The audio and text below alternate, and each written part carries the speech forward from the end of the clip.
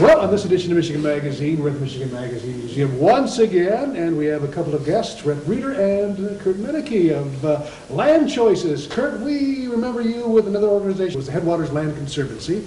Same kind of a concept, but you went national with the same kind of concept, Land Choices. Now, it's a concept where people do have a say of how they want their family property or their land to go on in future generations.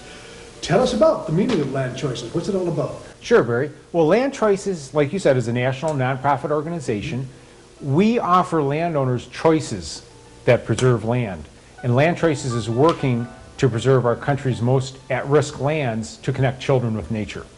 I see. What do you mean by choices? I mean, do they have, why would anybody even consider a choice of how their land is going to go? Sure. That's a good question. Well, because landowners have the right to develop and do whatever they want with their property under zoning laws, but they also have the right to preserve their land. So for instance, if you had, maybe if your grandfather had a 40-acre farm that you just loved and you didn't want to see it developed and you inherited it, you could actually place what they call a conservation agreement or a conservation easement on the property to permanently protect that property, and in turn you would get a tax break and lower the estate taxes on that property. You'd get an income tax deduction, and you might even get a property tax deduction. So that's one option. The other choice people have is something we're really pushing. We promote land preservation, but we also push for the country's most at-risk lands, which are the lands that are going to be developed anyways, because you really can't stop development. We push a concept called, an option for landowners called conservation subdivision design. And that's where if somebody needs to sell their property, which a lot of landowners are in this situation, they need to sell their property for family reasons, or they inherited it and they need full equity out of the property, and yet they don't want to see it destroyed, instead of selling for conventional subdivision development, where they just put a checkerboard pattern in and wipe out most of the natural features, conservation subdivision design actually preserves 50 to 70% or more of the buildable land. And this is in addition to the wetlands. And you preserve it so that children can get out and enjoy nature just like we did when we were little, and the adults can relieve stress and go out the trail system in their backyards. And it allows the same number of home sites as in conventional subdivision development. I can see you have a real concern. Well, I grew up in Farmington Hills, Michigan, and when I was 4 years old, our basset hound Herman and I and my mom would go out behind our house and just hike in these deep forests and rolling apple orchards out in Farmington. And we just loved that. And I have to say, I think Herman, our basset hound, loved that land too. He always loved going on those walks. Later on, we moved to Orchard Lake, Michigan, and we had a 400-acre farm field and woods across from our house. And I took our German Shepherd Edie back there every afternoon after school. And we'd just love exploring the woods and the fields and looking for deer and pheasants. It was a wonderful childhood, a wonderful way to grow up. I came home one weekend to visit my parents, and sadly, it was probably the saddest day of my life. Those 400 acres of fields and forests were totally clear-cut and leveled flat for a new subdivision. It angered me, and I wanted to do something about it, so a couple years later, I went to a conference on conservation subdivisions given by Randall Arndt. And Randall's the nation's leading authority on conservation subdivision design. He's now a member of Land Choices Advisory Group. I got out of that conference and I realized there are ways to develop subdivisions where you don't have to do what they did in Orchard Lake and do what they did in Farmington. That land's all gone now too, where you can preserve the lands that we love to explore and still accommodate the same number of home sites and probably make more money.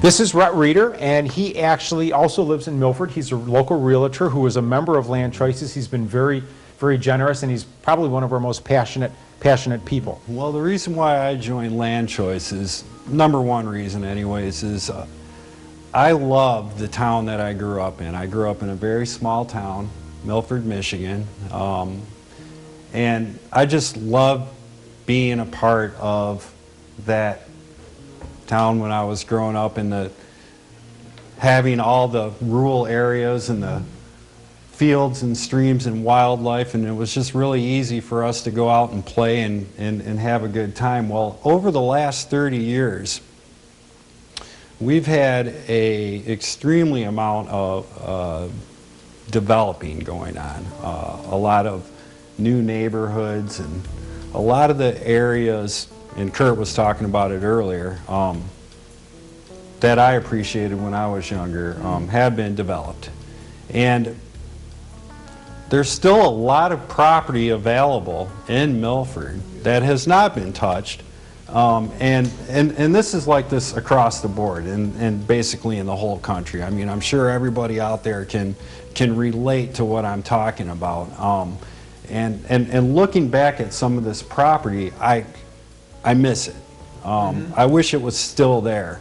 And I know with an organization like Land Choices and Conservation Subdivisions and Conservation Development, if we would have done this 20 or 30 years ago, we would still have a lot of the property that I miss, and I'm sure a lot of your viewers know what I'm talking about and that they miss, if we would have had these blueprints set in place right now. So I thought it was very important, and that's kind of my little story on what happened with me, but also Kurt mentioned that I am a realtor, and from a business point, it's important for me to know this for my customers, because I am in touch with a lot of developers, a lot of landowners who are wondering what they're going to do with their property in the future, a lot of people who are looking at building or just doing something, and they come to me and they ask me, Rhett, what am I going to do?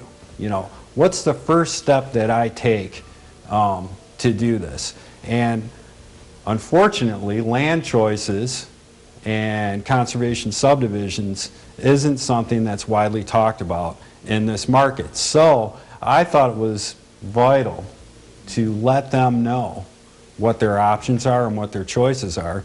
And anybody out there who's interested in this, just go to landchoices.org. There's a ton of great information out there that they have at the website that you can find out about this kind of stuff. And you know, so I just thought it was important to be able to provide that to people so that maybe we can start making an impact and start looking at conservation and getting outside of the traditional box that we have with the old way of doing things, and maybe start to enjoy, you know, that's the main thing, enjoy and protect the land that we all love so much. You seem really excited about the projects going on. Where do you see the program going, Rex?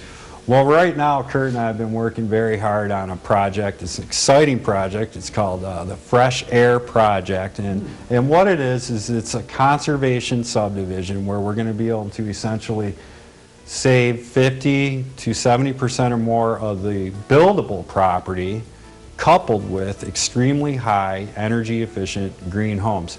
In a nutshell, it's going to be a wonderful place for people to live, raise families, for a lot of reasons. So if people want to get involved, we need people to get involved. We, you know, Rhett and I can't do this alone. We've got an advisory group, but we need people that are passionate about this to get involved.